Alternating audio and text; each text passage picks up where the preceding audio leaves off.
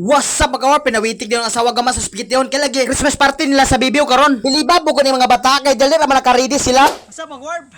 Kasi Christmas party ni sa BBO niya first time niya karon.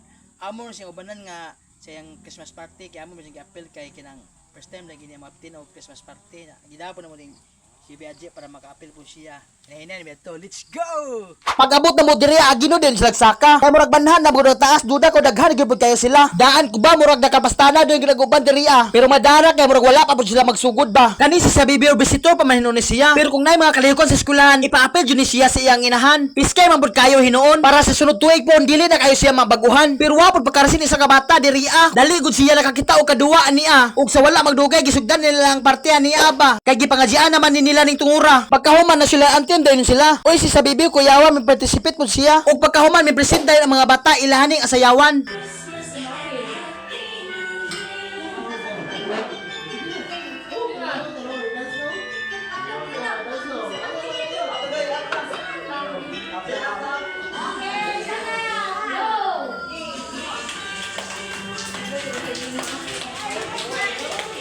Unya pag human na sayaw pag games dayon ni sila. Pagkabibuhagin ni mga bata among magduwa, pretty ka cute yung tan-awon ni sila.